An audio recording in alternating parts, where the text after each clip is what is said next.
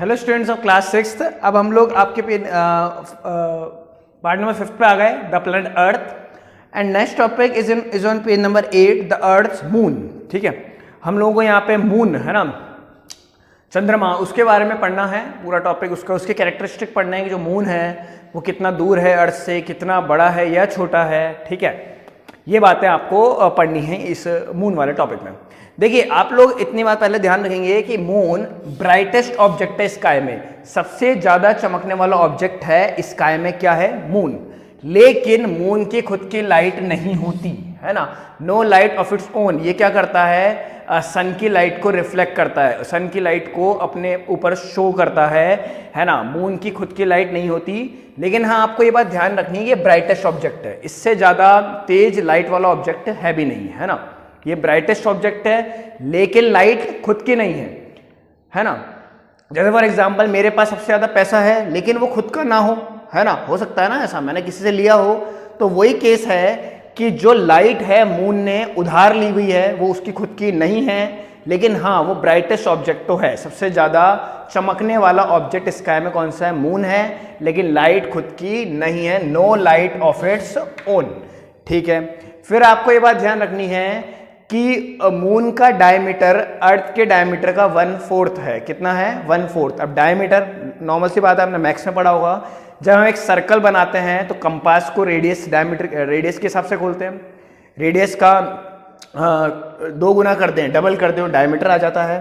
तो नॉर्मल सी बात है, जो मून है अर्थ है, दोनों एक स्फीयर है, दोनों एक गोले हैं। ठीक है, तो अगर मून ऐसा है तो अर्थ ऐसी होगी, यानी कि मून 1/4 है अर्थ का, 4 गुना छोटा है। आप इतनी बात ध्यान रखिए, है ना, मून 4 गुना छोटा है अर्थ से, या ऐसे रख लीजिए कि अर्थ 4 गुना बड़ी है मून से। बात तो एक ही है ना।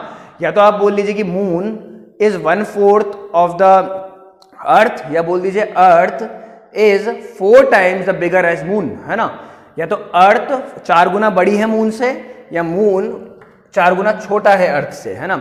अगर फॉर एग्जाम्पल हम मान लेते हैं, एग्जाम्पल के तौर पे, अर्थ का डायमीटर ये पूरा 8 किलोमीटर है। वैसे ये बहुत ज़्यादा है, 8 किलोमीटर नहीं है, ये बहुत ज़्यादा है, आपको वो ध्यान नहीं रखना कितना है। हम एग्जाम्पल ले रहे हैं कि अर्थ का डायमीटर 8 किलोमीटर है, तो मून का डायमीटर 1/4 यानी कि 8 को आप 4 से डिवाइड कर दो। 8 को 4 से डिवाइड करोगे तो बेटा कितना आएगा? 2 किलोमीटर। ये एग्जाम्पल है, ये 8 और 2 आपको याद नहीं रखने हैं, ये मैंने एग्जाम्पल के हिसाब से बताया कि 1/4 का मतलब क्या है। 1/4 मतलब कि जितना अर्थ का डायमीटर होगा उसको आप 4 से डिवाइड कर दोगे तो मून का डायमीटर आ जाएगा। अभी आपको इतनी बात ध्यान रखनी है कि जो मून है वो 4 टाइम स्मॉलर है अर्थ से। ठीक है, कितना स्मॉलर है? 4 टाइम्स स्मॉलर है अर्थ से। फिर बेटा ध्यान रखेंगे बात कि मून और अर्थ के बीच में डिस्टेंस कितना है। डिस्टेंस मतलब दूरी कितनी है? अर्थ की और मून के बीच में दूरी है 3,84,400 किलोमीटर। कितनी है? 3,84,400 किलोमीटर। ये बात आपकी बुक में भी पेज नंबर 8 पे आपको मिल जाएगी।